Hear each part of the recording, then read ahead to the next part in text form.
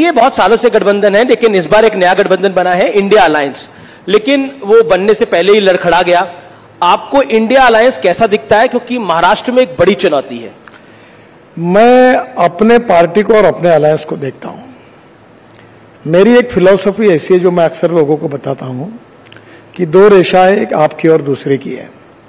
दो मार्ग है रेशा बड़ी करने का, एक तो अपनी बड़ी करो या दूसरी की पूछने का काम करो जी। तो मैं अक्सर इस बात पे विश्वास रखता हूं, अपनी बड़ी करो। और 10 साल मोदी जी के नेतृत्व में हमारी सरकार ने जो कुछ काम किया है, जिसका लोग अनुभव लेते हैं। अभी मैं आ रहा था तो मेरे ट्विटर पर ये द्वारका एक्सप्रेस हाईवे बना जी, तो इतने लोगों में खुशी है कि इतने लोगों की प्रतिक्रिया मुझे प्राप्त हुई। तो हम 10 साल में जो हमने काम किया है उस सरकार में मोदी जी के नेतृत्व में, उसके भरोसे हमें सफलता हासिल होगी।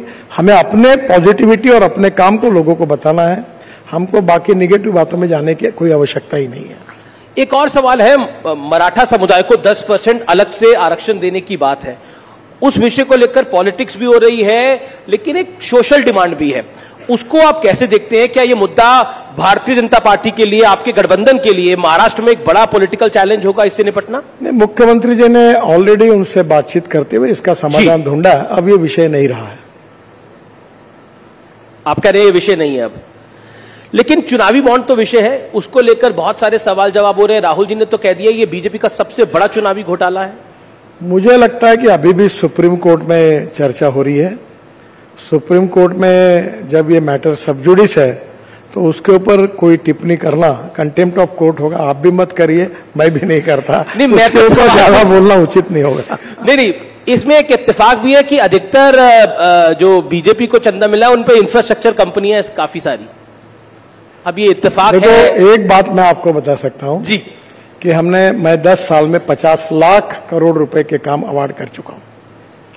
वाटर रिसोर्स है, शिपिंग में, बाद में रोड सेक्टर में, ropeway, cable car, tunnel, express highway, एक भी काम हमने ई टेंडर के बिना नहीं किया है।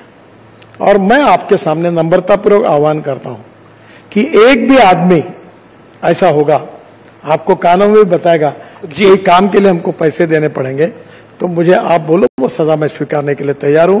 हम पूरी तरह transparent, corruption free, time bound और क्वालिटी कमिटमेंट के साथ हमने सबसे काम किया है और किसी प्रकार की गलत काम हमने नहीं किया। अक्सर ये दिल्ली और मुंबई में इस बात की बहुत चर्चा होती है कि बीजेपी पार्टी तो अमीर है लेकिन नेता गरीब है, कांग्रेस के नेता तो अमीर है लेकिन पार्टी गरीब है। इस पर आपकी टिप्पणी क्या है?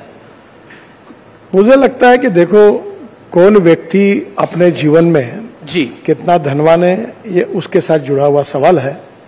पर मैं अक्सर एक बात कहता हूं कि ईमानदारी से कोई आदमी अपने जीवन में उद्योग व्यवसाय से प्रगति करता है तो ये उसकी एंटरप्रेन्योरशिप, उसकी कंपनी, उसकी टेक्नोलॉजी, ये उसकी स्ट्रेंथ है।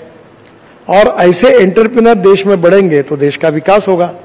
और मुझे लगता है कल जाकर यही एंटरप्रेन्योर्स विदेशों में जाके इन्वेस्टमेंट करेंगे। तो हमें ऐसी अर्थव्यवस्था तैयार करनी है जो रोजगार को निर्माण करने वाली है। और रोजगार निर्माण करना है तो कैपिटल इन्वेस्टमेंट लगेगी, एंटरप्रेन्योरशिप लगेगी, टेक्नोलॉजी लगेगी। और इसके आधार पर अगर हम अलग अलग क्षेत्र में जाकर कोई काम करता है तो वो केवल वेल्थ क्रिएटर नहीं है, एम्प्लॉयमेंट क्रिएटर है। उसकी जात, पंथ, धर्म, भाषा और पार्टी, इससे हमें क्या लेना देना है?